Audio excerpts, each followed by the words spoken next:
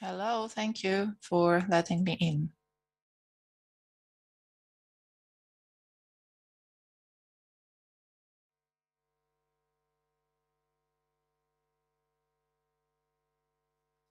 Hello, can you hear me?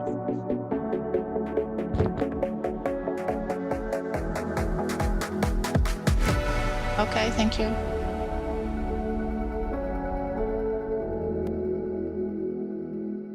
Welcome you all to this new session of the Research and Innovation Days, a session entitled Building Sustainable and Resilient Food Systems in Terms of Crisis. I am Pierre Bascou. I am Director in charge of Sustainability in DG Agri, which is the Directorate General in charge of Agriculture in the Commission. DG Agri, which is both a Policy Directorate General and Research Directorate General, since DG Agri is working hand in hand with DG RTD in order to find research and innovation solutions necessary for the sustainability of the farm sector and ultimately, I think, for ensuring food security. So in this session, we will have a session which is interactive and which is structured around three parts. We will start with what we call lightning talks by three panelists. This will be followed by an interactive debate with all the participants to the session, and then I will conclude the session with a wrap-up. The purpose of the session is manifold. It builds on the Green Deal, I think the new growth strategy, I think, of the EU, and on the communication of the Commission adopted in March 2022, communication aiming at safeguarding food security and reinforcing the resilience of food system. This session aims at discussing the negative effect of the war in Ukraine on low-income and food deficit countries and how research and innovation can be used to mitigate, I think, the effects. It also aims at exploring what new and what additional research and innovation would be needed. It aims also at reconfirming the urgency to ensure the transition towards sustainability and resilient food system to achieve food security, but also to meet the climate, the farm to fork, the biodiversity ambitions, and all this in respect of the planetary boundaries. It aims also at underlining the essential role of research and innovation policy as an essential enabler of the needed transformation. And as an example, I would like to mention that in the framework of Horizon 2020 and Horizon Europe, the EU is already investing in research programs that support activities such as precision farming, nutrient management, agroecology, and the provision of bio-based alternatives to energy-intensive synthetic fertilizers. And this session, and this will be the last word, I think is also relevant at showcasing relevant research and innovation solutions to be deployed and scaled up in the short to medium term. So to be noted that this session is also closely linked to other sessions that will take place within, I think, this Research and Innovation Days. And I would like in particular to mention the session that will take place tomorrow that refers to a soil deal for Europe, national and local initiatives for healthy soil. We should not forget that food security is highly dependent on healthy soil, and on the 5th of December of this year, we will celebrate the World Soil Day. In terms of housekeeping rules, I have been asked to be strict with you in keeping the time, so please respect, I think, the time which is allocated to each of you. After the presentation by the three panelists, we will have an interactive exchange with all the participants who can ask questions or raise comments and issues through the application called Slido. And in order to get you familiar with Slido, I would like to ask you a first question, and this question is, who is with us today in the audience? So Slido is embedded in the platform that you use in order to connect to this session. So please go back to the platform, find the link to Slido. Normally it should be just below, I think, the chat function, and you will see the poll, I think, for this session, and reply to the question by selecting the relevant answer. And we will look at all your responses during the interactive exchange later on. I would like also to underline that If you have questions, this question needs to be raised through Slido. The chat function is only there in order to share information among us. So now we'd like to move to our three panelists, and I am pleased and honored to inform you that we have three distinguished panelists. I would like to start with Mr. Christoph Hedman, who is a member of the European Parliament from the group of the European People's Party. And Mr. Hedman will talk about food security and sustainable systems, food systems, how to ensure both in terms of crisis. Then I will give the floor to Mr. Philippe Mauguin, President and CEO of INRAE, l'Institut National de la Recherche pour l'Agriculture, l'Alimentation et l'Environnement. And Mr. Mauguin will talk about what more needs to be done to shape and deploy impact-driven research and innovation to build more sustainable and more resilient food systems in terms of crisis with a specific European perspective. And then, as the last panelist, I will welcome Mrs. Isman Elouafi, who is Chief Scientist at the FAO, the Food and Agricultural Organization of the UN. And Mrs. Elouafi will talk about what more should research and innovation do in order to help mitigate negative impact of crises and provide co-benefits with a global perspective. So now I would like to hear from our speakers. If each of you have 4 minutes to give a lightning talk, and then we will engage into our interactive debate. So please, participants, hold your comments until the end. And now I would like to give the floor to Mr. Hedman, who is going to speak for 4 minutes. Mr. Hedman, you have the floor.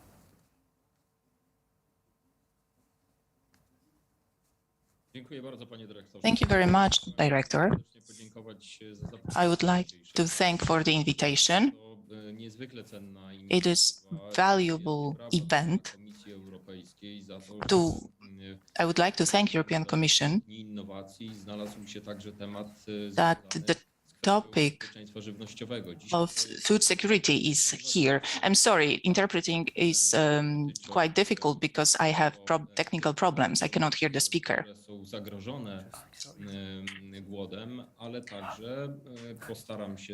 I will try to show that sometimes the problems with food may also concern European Union members. There is an end of the epoch in which the food security seemed to be obvious from the point of view of us, our Europeans in European Union. The end of epoch began during pandemics, COVID-19. The gate of feeling secure associated with food closed 24 February this year with this terrible invasion, Russian invasion in Ukraine. In terms of security, food security, we were looking only at the Northern Africa or other countries in the world. But this case didn't concern Europeans. Consequently, broken supply chains during the COVID-19 pandemics and increase of prices to produce artificial fertilizers, and then war in Ukraine should show us that what was expressed in resolution of the European Parliament in March 2022 is exceptionally important because it concerns to accept the food security as a strategic sector for European Union. There are many statistical data, like war in Ukraine improves food security in Europe. I'm not going to get into details because we don't have time, but I would like to underline that food security due to war was threatened. So I'd like to think about the Green Deal in agriculture, and these policies pieces of Green Deal have been analyzed well. I'm talking about the farm to fork strategy and biodiversity.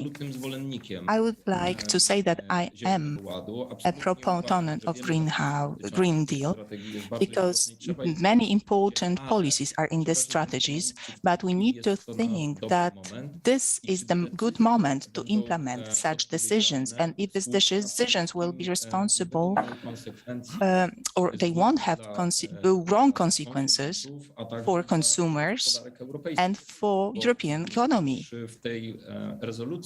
Because in this resolution of Parliament said that in current situation we cannot realize ambitious goal as in decreasing 10% the production. It can have catastrophic results.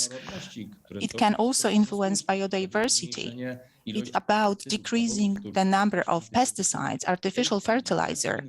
At this moment, without investment into research, money put into research and development, into the precise agriculture, without supporting European farmers, it is a big problem of decreasing productivity.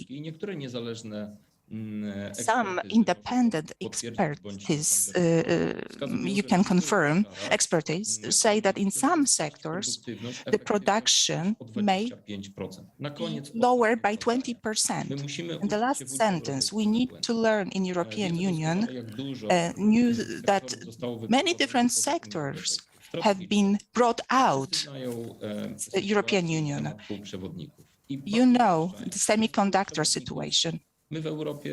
We in Europe, we will live without semiconductors. It will be more difficult, but we will survive. But we won't survive without food. Without access to food, we won't survive, and we have right to organic food, to healthy food. If we introduce quickly unreasonable decisions without supporting agriculture and farming, the prices increase dramatically in the European Union, and then it all together can create crisis in Europe. Thank you very much. Sorry, but the interpretation wasn't perfect because of the sound. Okay. Thank you very much, Mr. Hetman, and for these words of caution. I would like now to move and give the floor to Philippe Mauguin, I think, for his intervention. Philippe, you have the floor. Thank you, Pierre. Good afternoon. I'm really happy to have that talk with you. I just want to insist on the impact of the current war in Ukraine. And I fear that the war in Ukraine should amplify the cascading impacts on grain, gas, and oil exports from Russia and Ukraine, and driving up fertilizer and food prices. We remember the food riots a few years ago, and we can fear if the war continues that we could face another kind of difficulties. The resilience and sustainability of food system are already affected by accelerating climate change, and today they are at stake. First, production resilience is threatened by the high fertilizer and food prices. The increase in hunger in importing countries in Africa and in the Middle East are really serious already. We could fear also that short-term policy responses in the EU or in the world to support production and to remove some ecological practices could threaten the long-term policy objectives of climate action and biodiversity. For the scientists, most of the scientists, you should not make opposition between ecological transition and sovereignty.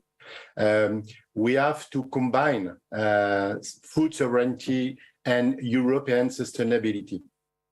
And the war in Ukraine must not weaken the Green Deal and the farm to fork strategy.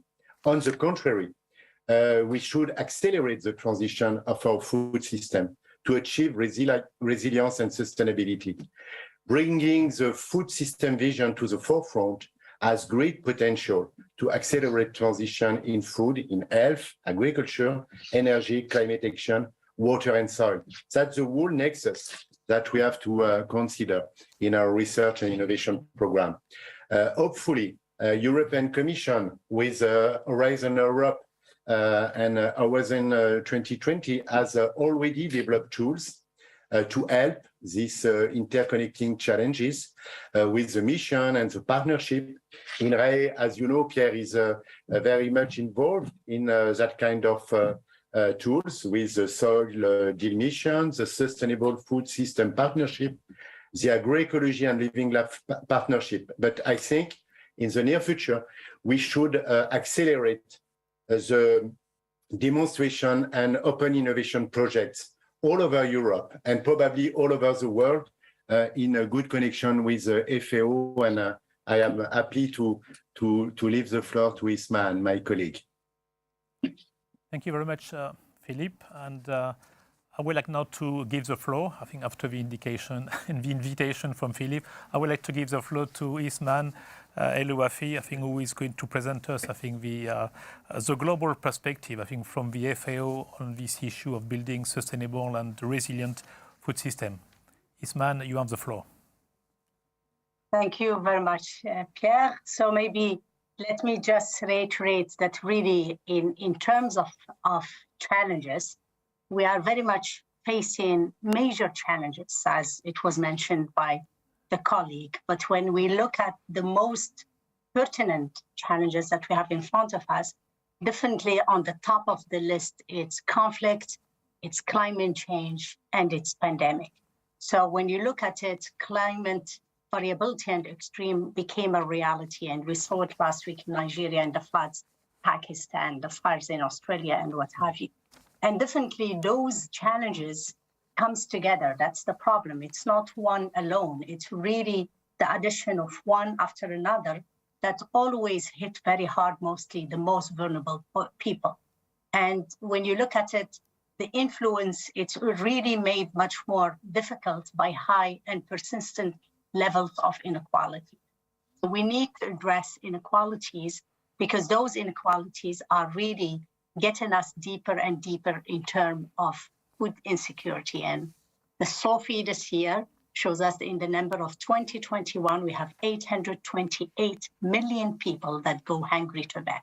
So these major drives, I said, are unique, but they are not mutually exclusive, as they interact to the detriment of food security and nutrition by creating multiple compounding impact at many different points within our food system. And within that, really what we are looking at as FAO, when we look at the agri-food system, we are calling for a transformation of our agri-food system. And we are saying that to transform our agri-food system for food security, for improved nutrition and affordable healthy diet, we have 5 main recommendations and entry points that we say that are very important. One of them is increasing efficiency through global trade. We need to look at the efficiency of the existing trade, and we need to address it. There is a lot of inefficiencies. Second, it's scaling up agricultural diversification to increase productivity and stabilize the income of small-scale producers. So we need to produce more with less, and we need to produce more smartly with a very much less footprint, environmental footprint. The third one is reducing the vulnerabilities of communities to climate adversity. The fourth one is tackling poverty and structural inequalities, ensuring intervention are pro-poor, are inclusive. And my last point is really strengthening food environment and changing consumer behavior to promote dietary patterns with positive impact both on human health and on the environment. Over to you. Thank you very much, Isman, I think, for this extremely interesting comments and interventions. So this concludes, I think, the first part of our session related to the lightning talks. I would like now to move to the second part, which is the related and refer to the interactive exchange that we will all have. I would like to start, I think, this interactive part of our exchange by giving the floor back to the panelists and to give them the opportunity to react to each other's comments and intervention. And for this, I would like to give you each of you 2 minutes. And thanks again, I think, for respecting the time. And I would like to start by Mr. Hetman. I would like to give you the floor, and in order to allow you to react, I think, to the intervention from Ismail and Philippe. Mr. Hetman.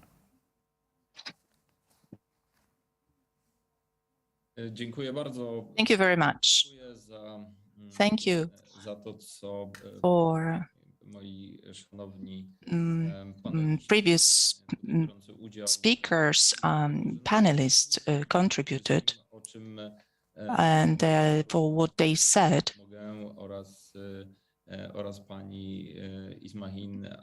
Esmahin, thank you very much, and Pierre, thank you, because we need to, if we think about productivity, I totally agree.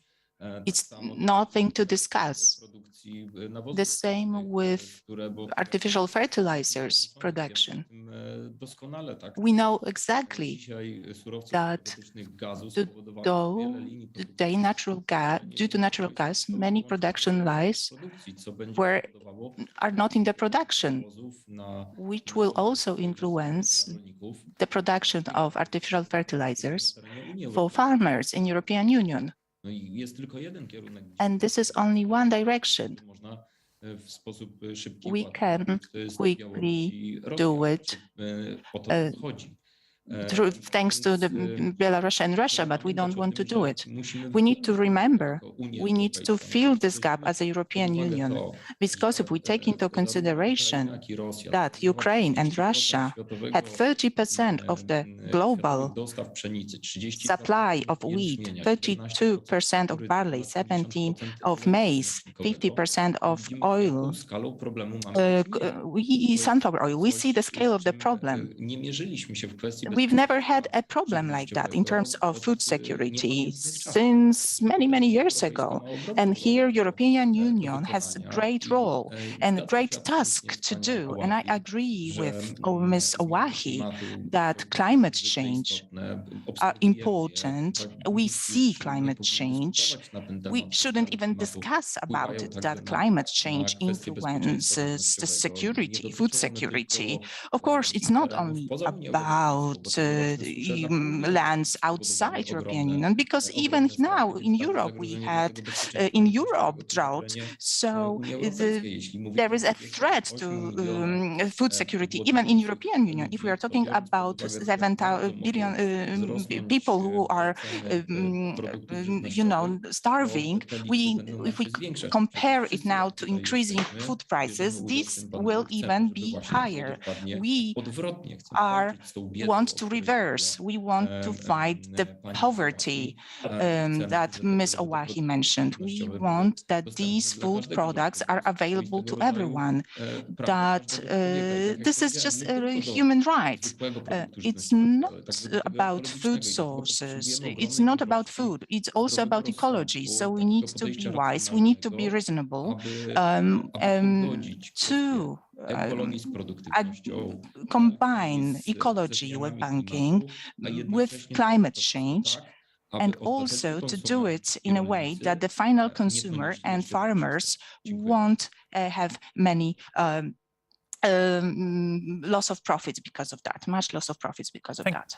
Thank you very much, Mr. Hetman. I would like now to give the floor to Philippe Mauguin, I think, for a brief reaction. Yes, thank you. I want to comment on the need to associate all the stakeholders. If we want to succeed the transition, and if we want to react at the good level to the multiple crises, sanitary crisis, as our European deputy insisted on with the COVID-19, just after that crisis, we have the acceleration of the climate change. We have the war in Ukraine. So we need to accelerate the reaction and the transition at the European and the world level. And for that, we have to cooperate all the stakeholders. And that begins with farmers, but we have to go up to the consumers and also involve the industry and all the socioeconomic and also probably the local authority actors. And it's not so easy to do that. And I think that scientists, researchers can help to do that, not just only to find solutions at the lab scale or at the field demonstration scale, but also to help the connection. And to we are trying to do that. We have a beautiful European project already. I would like to cite the Green Deal innovative project Clean Farms with a network of 20 demonstration case studies where we are testing climate neutral farms with real farmers and scientists. We have another very interesting project, the UCLEG research project on legume breeding to increase protein self-sufficiency and to reduce dependence on nitrogen fertilizer. But that kind of project are not enough. I think we have to go further. We have to connect with the food industry because we all know that we cannot succeed the transition of agriculture without interconnection with the food industry. And Isman spoke of that also. And probably that's a challenge for Europe to imagine living lab connecting maybe at the territory scale in different regions of Europe, living lab with all the stakeholders connected to accelerate the transition. Thank you. Thank you very much, Philippe, I think for this reaction. And I would like to give the floor to Mrs. Elouafi. Isman, I think you have the floor for a reaction to the two other panelists' intervention and comments also. Please. Merci beaucoup, Pierre. And absolutely, I think I fully agree with both parliamentarian Hetman and with Philippe Mauguin that really what we need to focus on right now is definitely resilience and sustainability and partnership. So the issues are huge, and we can't really, no single organization, no single corporate, no single country can do it. So we need really to have a common vision. We should have unity really together and build the unity around an affirmative agenda for action, delivering both immediate and long-term solution and to the global food security at large in the crisis. Definitely, it didn't help us that we had an accumulation from a climate change to COVID-19 to the war. All of these coming together have really broke completely our advancement in international development and our fight against malnutrition and poverty. So I fully agree with the colleagues that we need that unity. We need that affirmative agenda. We need action and action together.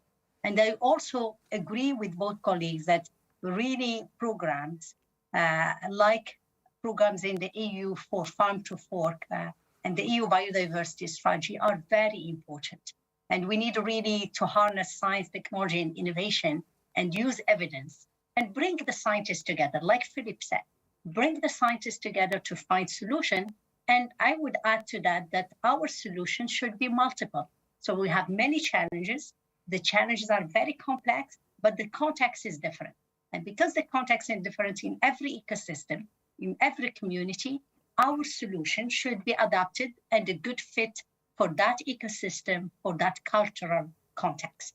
So the multiplicity of things, it's very important. And that's where I'm really having a plea to the world to really look at diversification of views, diversification of agri-food system, monocultures, and the fact that we are only using only a very small portion of the diversification on the planet have killed us and did not help us as a human. And that's why we have more malnutrition and more problems. And it didn't help also the planet because we are degrading so much of those natural resources that are part and parcel of nature to hold on for the next generation. So diversification of views, diversification of solution, diversification of agri-food system, diversification of actors and stakeholders is key for us to get out of this crisis. Thank you very much, Isman, I think, for these very wise and enlightening words. I would like now to move, I think, to the participants to the session. And first of all, I think to look at the result, I think of the first question. And today, I think we can see that 42% of all the participants are coming from the academic world, research and university, and 25% are coming also from the public authorities side. So, and we have also the private sector at 15%, so quite a wide range and diversified origin, I think, for our participants. So very much in line, I think, with what has been said. I would like now to move, I think, to the question and look at the most voted and supported question or comments that I would like to raise to you. And we have around, I think, 10 to 12 minutes to address this question. And I would like to start, I think, with the first one, which was the most voted. And I'm going to read the question. We should not disregard the role of aquatic food as an increased source of food in crisis. How may the solutions reflect this? This is a question which is raised, I think, to all the panel. But if one of you would like to start, I feel more comfortable. I can see Isman, I think, would like to make a comment on this question and comment, please. Yeah, so I agree with the question. So statistically, we are using only 1%. So 1% of our protein is coming from aquatic resources. So definitely there is a room there for increasing our uptake of nutrients from aquatic and proteins. But I think more than proteins, and this came mostly from the technical colleagues at FAO, it's micro and macronutrient with a focus on micronutrient. So right now we know very well certain metabolites that we take from the fish, like omega-3, but there are much more. There's a lot of polyphenol that are very important. There are many micronutrients that are very important. And that's where really we need to look at the aquatic food as maybe one of the areas to be developed, but they have to be developed in a sustainable way and in a way that we are not destroying our oceans and our natural resources and the water. Over to you. Thank you. Thank you very much. I don't know if the other panelist wants to comment. Otherwise, I would move. No, I can see Philip. So before moving to the next question, Philip, you want to react on these aquatic resources, please. Thank you. I fully support the answer of Isman, but I just want to add that we have the fisheries in the ocean, and we have to take care about the sustainability, as Isman said, but we have also aquaculture on the continental way. And for that kind of production, we have a huge potential, but we have to take care also about the water disponibility, the water quality. So it's not a magical solution, the aquatic food, but obviously we have to take it into account, as we are also studying the potential of insect production for the diversification of proteins. Thank you, Philip. Thank you. Mr. Edman, you have the floor, please. It's difficult to disagree with colleagues. All their remarks are, of course, true, but I would like just to tell you that resolution I've mentioned of European Parliament, March this year, also supports activities of European Commission in this area, and I think this is one of the most important elements of our activity, and it will be in the future. It is the issue of protection of aquatic food. Thank you. Thank you very much. I would like now to move to a second question I can see on the screen, and the question reads as: do you foresee that today's food insecurity will worsen in the short term due to climate change? How can we prepare for significant supply chain disruption? This is addressed to all the panelists. I don't know if one of you feels more comfortable to start with this question. I recall, do you foresee that the food insecurity will worsen due to climate change? Isman. Yes, Pierre, definitely. I mean, climate change, as we said earlier, it's a reality. Luckily, there is not anymore a debate on if climate change exists or not. We are, I think, debating much more the magnitude. are we going to 1.5 degree or 2 degree or 3? But definitely what we know right now is that climate change has already affected tremendously the supply chain. We look only at Pakistan, for example, where climate change not only made us lose lives and people, but also their livelihoods, which was huge.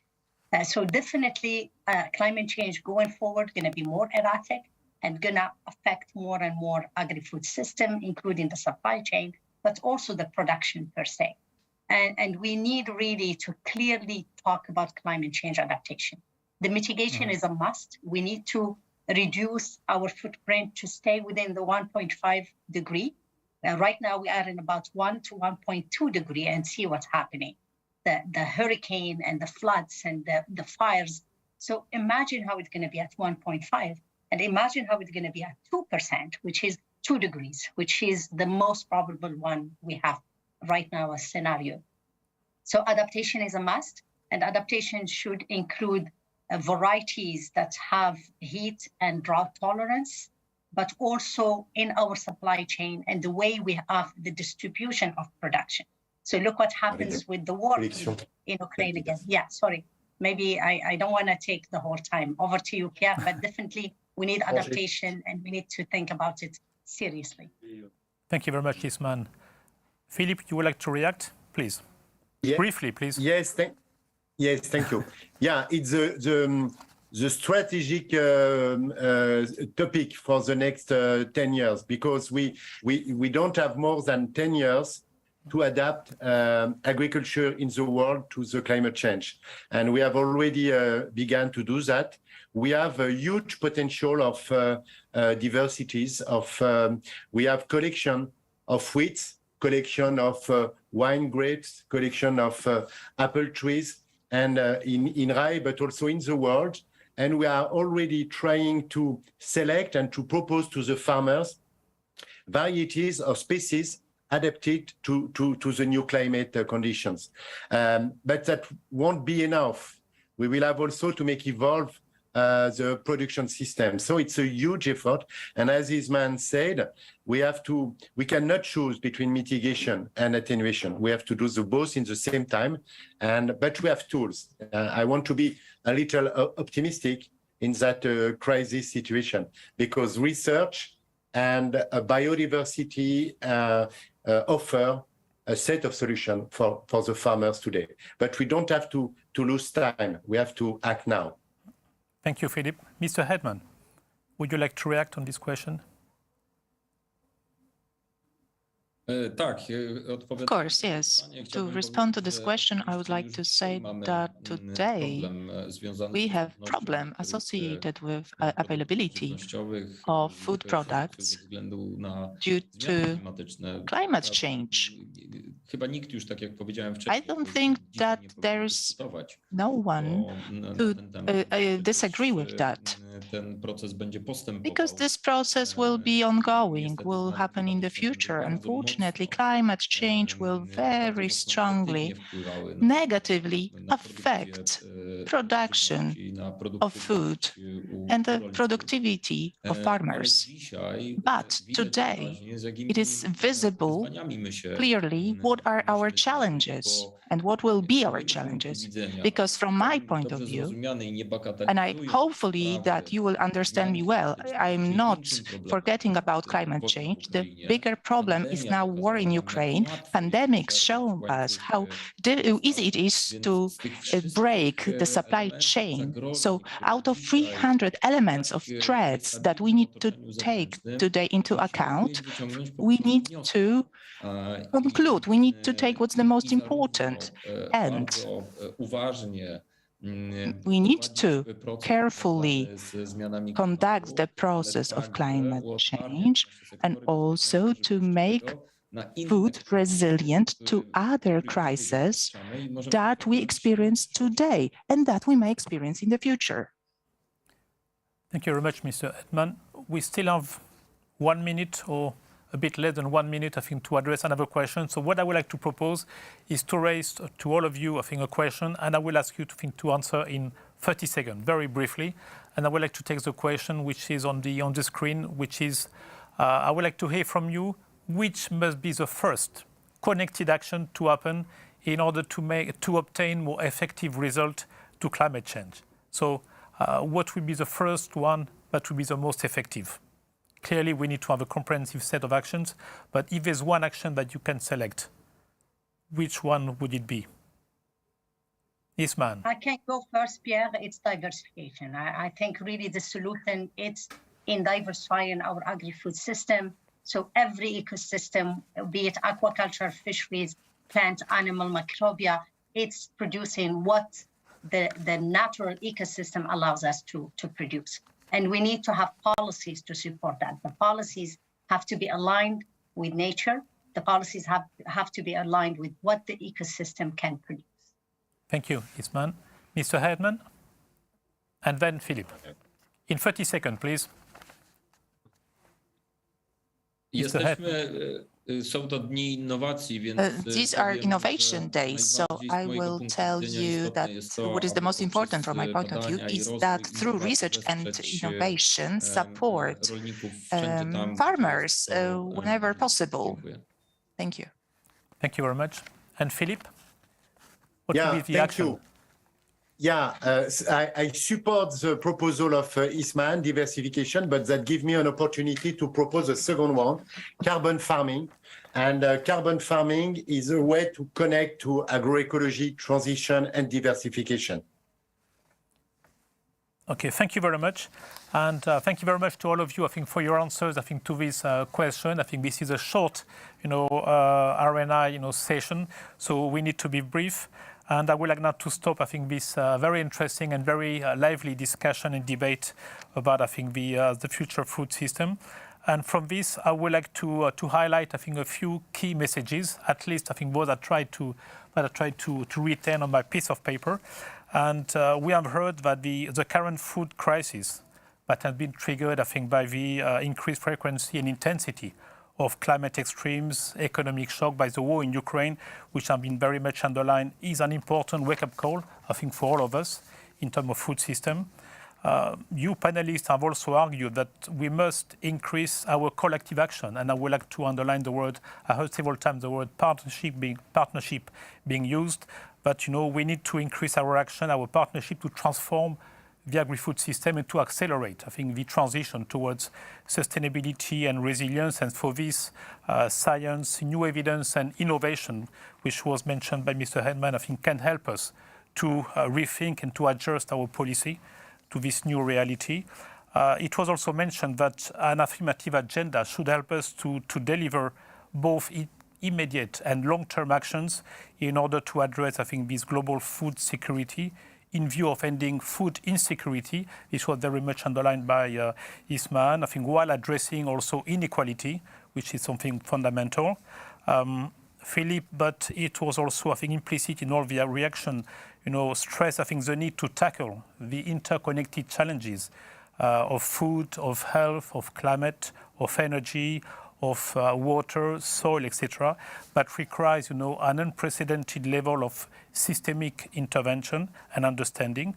And to finish, I would like also to recall that the word partnership and the active role of EU citizens and as key stakeholders in order to ensure and to facilitate this transition to sustainable food system. We are coming to an end, and I think I just have 2 minutes, I think, to conclude. I would like to raise, I think, your attention, but to the fact that the Commission has published a fact sheet that complement with a communication on safeguarding food security and reinforcing the resilience of food system. This fact sheet is provided in the chat.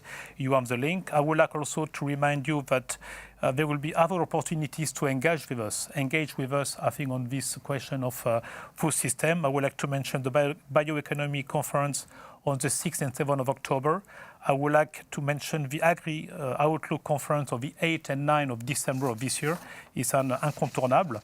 Also, I think the EIP Agri Seminars, I think European Innovation Partnership Seminars, one, I think, on the competitiveness in December 2022 and one on the provision of food security in spring of next year, 2023. And I would like also to remind you, I think, on the 5th of December, the World Soil Day that will take place. So I can hear already the music now. That means that I need to stop. So I would like to thank very much, I think, the panelists. I would like also to thank all of you for your participation, for the comment, the question I think you raised. I wish you, I think, a very nice evening. And for those who wish to continue listening, I think, to this, the different session of the Research and Innovation Day, a very good continuation, I think, of being enlightened by all these talks. Thank you very much to all of you. Bye-bye, and a big thank to my 3 panelists. Thank you. Bye-bye. Yeah. Bye.